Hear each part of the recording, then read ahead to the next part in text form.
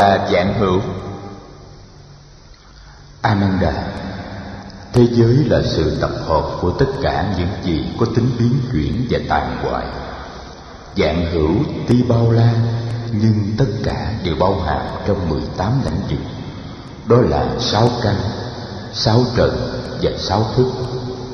6 căn như các vị đã biết là mắt, tai, mũi, lưỡi, thân và ý. 6 trần là sắc, thanh, hương, vị, xúc và ý tưởng. 6 thức là cái thấy, cái nghe, cái ngửi, cái nếm, cái xúc chạm và cái ý. Ngoài 18 lãnh vực đó mà ta gọi là thập bát giới, không còn có gì nữa. Tất cả 18 cái ấy đều có tính sinh diệt và biến hoại. Cho nên tôi đã định nghĩa thế giới là sự tập hợp của tất cả những gì có tính biến chuyển và tàn hoại. Ananda lại hỏi: Thế Tôn đã từng nói vạn pháp là không, như thế nào gọi là vạn pháp không? Bởi vì vạn pháp không có tự thể riêng biệt, cho nên gọi là vạn pháp không. 6 căn, 6 trần cũng như 6 thức, không có pháp nào có tự thể riêng biệt. Thế Tôn, có lần con đã nghe Thế Tôn nói về 3 cánh cửa giải thoát là không, vô tướng và vô tác. Có lần con cũng đã nghe Thế Tôn nói vạn pháp là không, thế giới là không. Con chưa thật sự hiểu được thế nào là không. Có phải vì vạn pháp có tính biến chuyển và tàn hoại cho nên Phật nói vạn pháp là không? Ananda, quả thật tôi đã từng nói về không và phép quán về không. Phép quán chiếu về không là một phép quán chiếu mầu nhiệm, có thể giúp người hành đạo vượt ra khỏi khổ ưu và sinh tử. Hôm nay tôi sẽ vì đại chúng mà nói về không quán.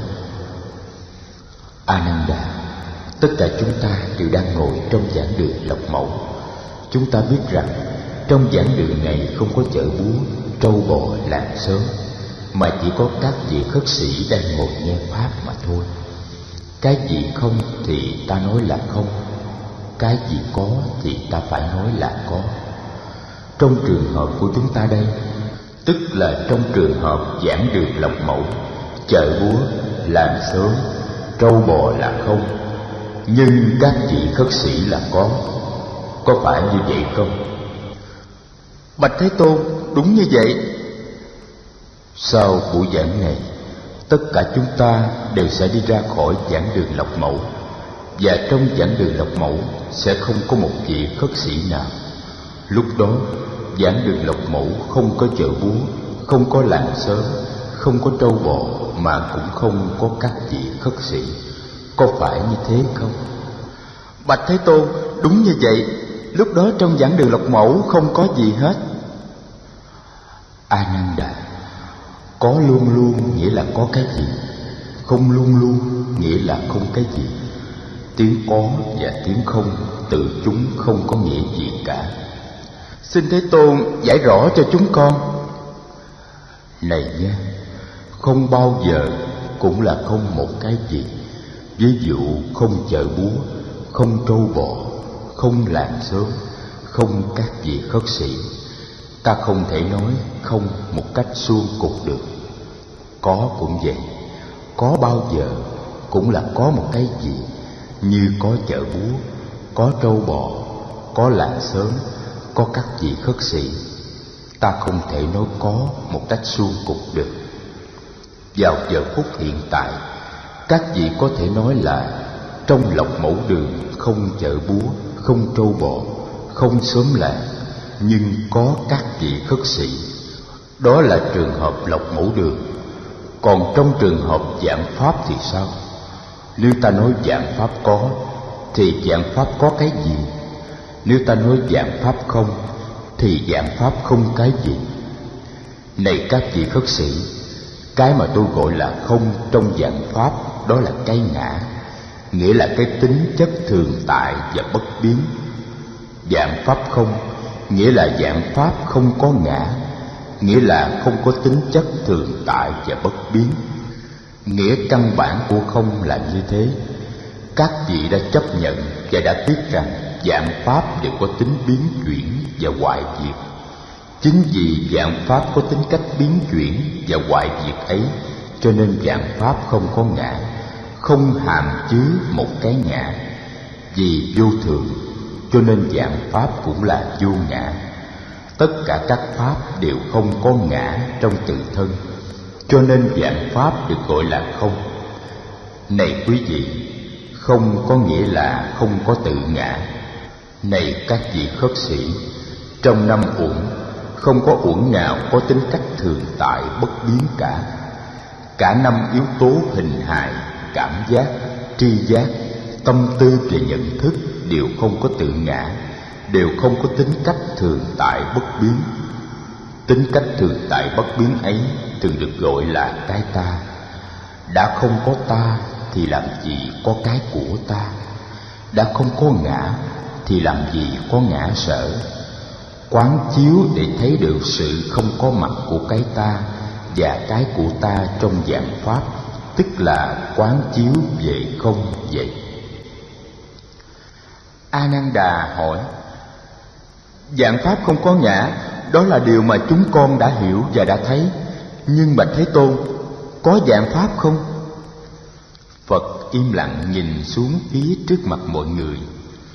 Trước mặt Phật có một chiếc bàn nhỏ. Trên bàn có đặt một cái bát đầy nước trong để Phật giải khát. Chỉ vào bát nước trên bàn, Phật hỏi Đại Đức A Nan Đà: A Nan Đà, theo thầy thì cái bát này là bát không hay là bát đầy? Bạch Thế Tôn, cái bát này không phải là bát không, nó là một cái bát đựng đầy nước trong. A Nan Đà, thầy hãy cầm cái bát nước đầy này lên và đem đổ hết nước trong bát ra phía ngoài lọc mẫu đường. Đại Đức A Nan Đà làm theo lời Phật dạy. Khi trở vào, Đại Đức đặt chiếc bát không lên bàn, cầm chiếc bát lên và úp miệng bát về phía dưới. Phật hỏi: A Nan Đà, cái bát này bây giờ đây là bát không hay là bát đầy?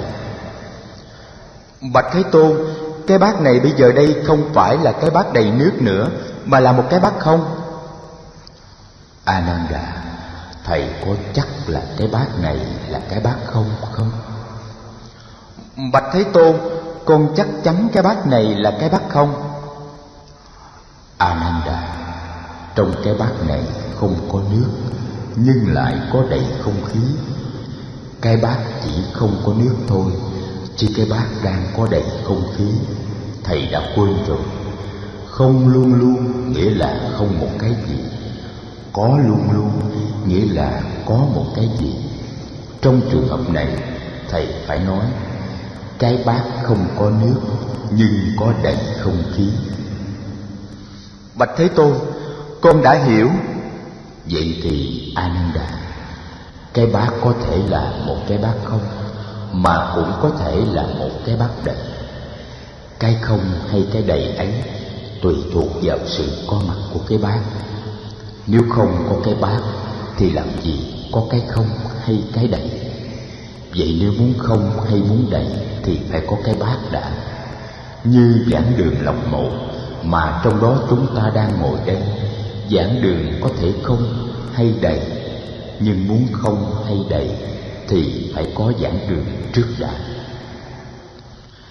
Đại chúng ồ lên một tiếng.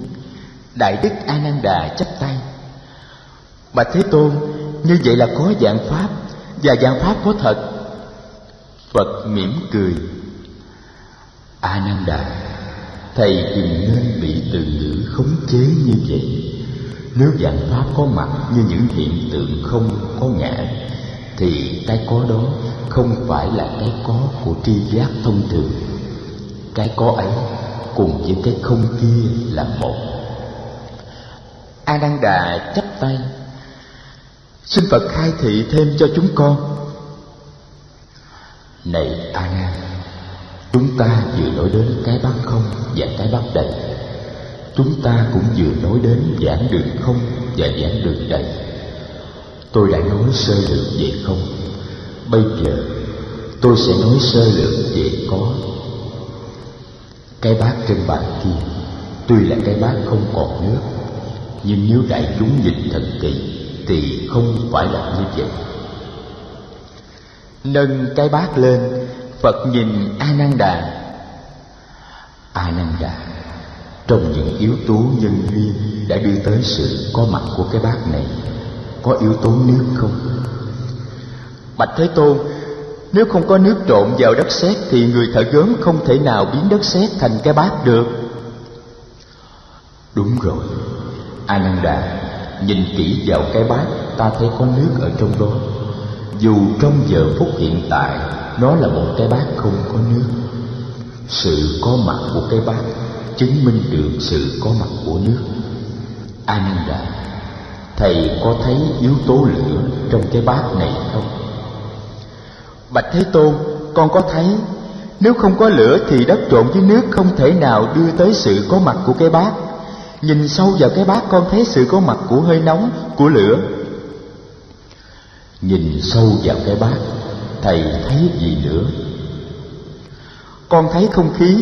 Nếu không có không khí thì lửa không cháy được, và người thợ gốm cũng không sống được. Con thấy người thợ gốm. Con thấy bàn tay khéo léo của người thợ gốm. Con thấy tâm thức của người thợ gốm. Con thấy lò gốm. Con thấy củi chất trong lò. Con thấy rừng cây đã làm ra củi. Con thấy mưa, nắng, đại địa đã làm cho rừng cây mọc lên tươi tốt. Bạch Thế Tôn, con thấy muôn ngàn yếu tố nhân duyên đã cùng nhau hợp lại để đưa tới sự có mặt của cái bát này. Hay lắm, A Nan Đà, thầy đã thấy được sự có mặt của những yếu tố nhân duyên đã đưa tới sự có mặt của cái bát khi quan sát về cái bát. A Nan Đà, những yếu tố ấy cùng có mặt đồng thời với cái bát và trong cái bát. Trong những yếu tố ấy có yếu tố tâm thức của thầy. A Nan Đà, nếu từ trong cái bát này mà thầy lấy hơi nóng để trả về cho mặt trời, lấy đất sét trả về cho đại địa, lấy nước trả về cho dòng sông, lấy bàn tay người thợ gốm trả về cho cha mẹ người ấy, lấy than củi trả về cho rừng cây, thì cái bát sẽ còn có mặt không? Cái bát sẽ đi về đâu? Bạch Thế Tôn, cái bát sẽ không có mặt, bởi vì những nhân duyên tạo nên cái bát đã trở về với vị trí nguyên thủy của chúng. Cái bát sẽ trở về với những yếu tố nhân duyên ấy. A Nan Đà, nếu thầy đã quán chiếu chín chắn về đạo lý nhân duyên, chắc chắn thầy đã thấy rằng cái bát không thể tự riêng mình mà có mặt được. Cái bát chỉ có thể có mặt trong liên hệ nhân duyên với tất cả các pháp. Các pháp nương nhau mà sinh khởi, có mặt và hoại diệt. Sự có mặt của một pháp kéo theo sự có mặt của tất cả các pháp. Sự có mặt của các pháp có thể được chứng minh nhờ sự có mặt của một pháp. A Nan Đà, đó là nguyên lý tương nhập và tương tác. A Nan Đà, tương nhập nghĩa là trong cái này có cái kia, và trong cái kia có cái này. Ví dụ, nhìn vào cái bát, ta có thể thấy người thợ gốm. Nhìn người thợ gốm, ta có thể thấy cái bát. Tương tác nghĩa là cái này là cái kia là cái này. Ví dụ, sống là nước là sống. A Nan Đà, hiện Lộc Mẫu Đường không có chợ búa, trâu bò và làng xóm. Nhưng kỳ thực nếu không có chợ búa, trâu bò và làng xóm thì không có được Lộc Mẫu Đường.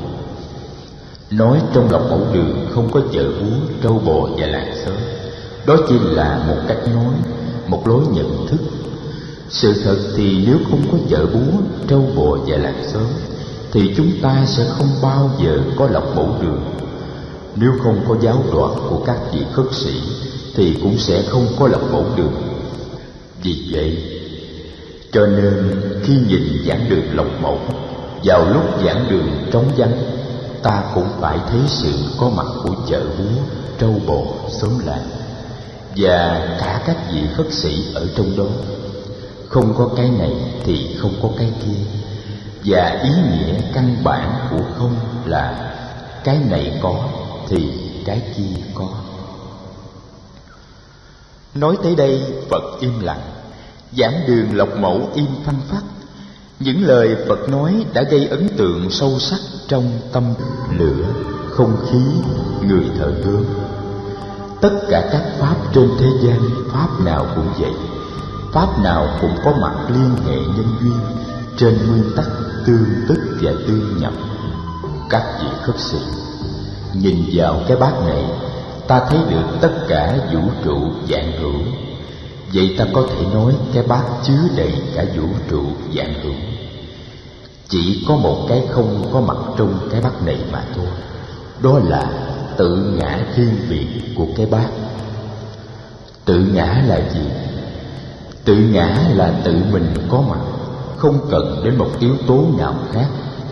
Trên thế gian không có pháp nào có thể tự mình có mặt mà không cần đến bất cứ một yếu tố nào khác. Vì vậy cho nên không có một pháp nào có tự ngã. Đó là ý nghĩa căn bản của không. Không nghĩa là không có tự ngã.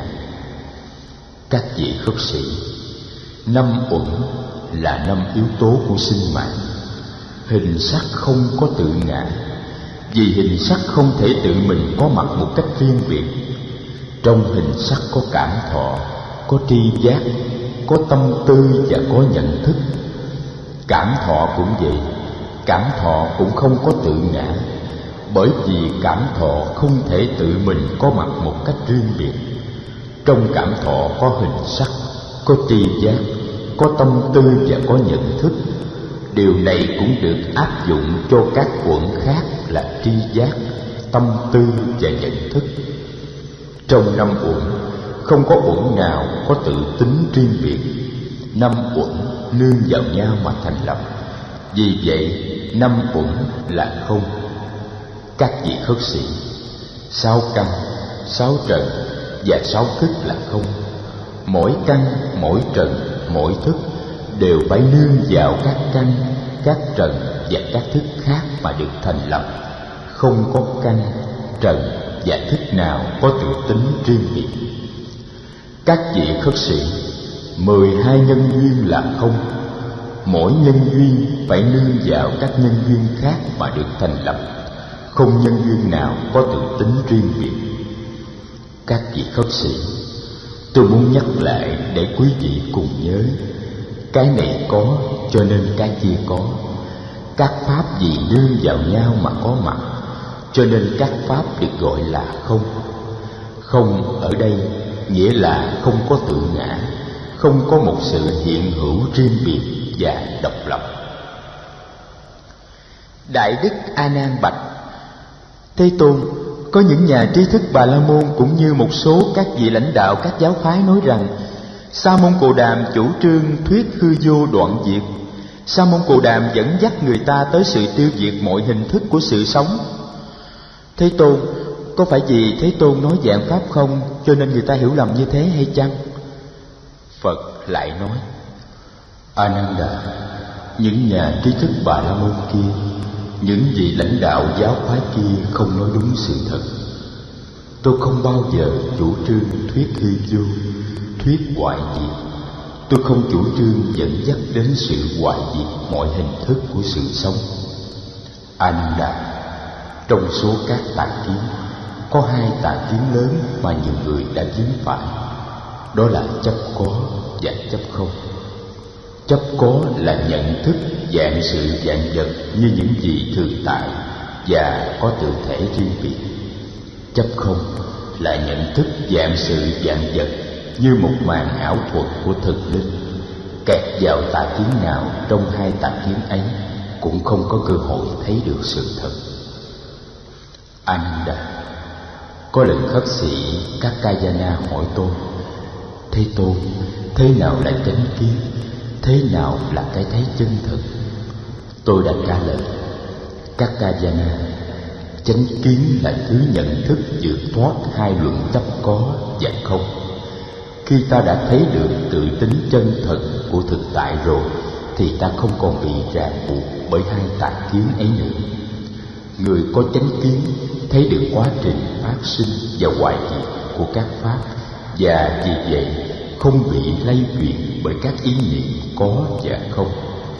Khi khổ đau phát sinh, người có chánh kiến biết là khổ đau đang phát sinh. Khi khổ đau tàn hoại, người có chánh kiến biết là khổ đau đang tàn hoại. Sự phát sinh và tàn hoại của vạn pháp không lay chuyển được người có chánh kiến. Chấp có là một thái cực, chấp không cũng là một thái cực khác. Nhận thức duyên sinh vượt ra ngoài hai thái cực đó và an trú ở trung đạo. Ananda, có và không thực ra chỉ là những ý niệm không phù hợp với thực tại. Thực tại vượt ra ngoài khuôn khổ của những ý niệm ấy. Kẻ giác ngộ là người đã vượt thoát ý niệm có và không.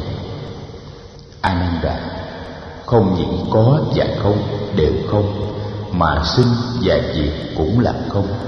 Sinh và diệt cũng chỉ là những ý niệm, sinh diệt cũng là không. Đại đức Ananda hỏi: Bạch Đức Thế Tôn, nếu sinh diệt là không thì tại sao Thế Tôn thường nói vạn pháp vô thường luôn luôn sinh diệt? Ananda, đứng về tục đế, ta có thể nói vạn pháp có sinh và có diệt. Nhưng đứng về đệ nhất nghĩa đế, ta cần thấy được tính cách bất sinh và bất diệt của vạn pháp. Xin Thế Tôn chỉ dạy thêm cho chúng con. Này Ananda, cây bồ đề mà thầy trồng ở trước lộc mẫu đường, cây bồ đề ấy đã được sinh ra từ lúc nào? Bạch Thế Tôn, cây bồ đề ấy sinh ra từ 4 năm nay, vào giờ phút mà hạt bồ đề bắt đầu nứt mầm trong đất. Ananda, vậy trước khi cây bồ đề ấy sinh ra, nó đã có chưa? Thế Tôn, trước khi nó sinh ra, cây bồ đề chưa có. Vậy thì cây bồ đề có thể từ không mà trở thành có hay sao? Thầy đã thấy một pháp nào từ không mà trở thành có hay chưa? Đại đức Ananda im lặng. Phật lại nói: Ananda, trong vũ trụ không có một pháp nào đã từ không mà trở nên có. Nếu không có hạt giống bồ đề thì không thể có cây bồ đề. Cây bồ đề là từ hạt bồ đề mà có. Cây bồ đề chỉ là sự tiếp nối của hạt bồ đề.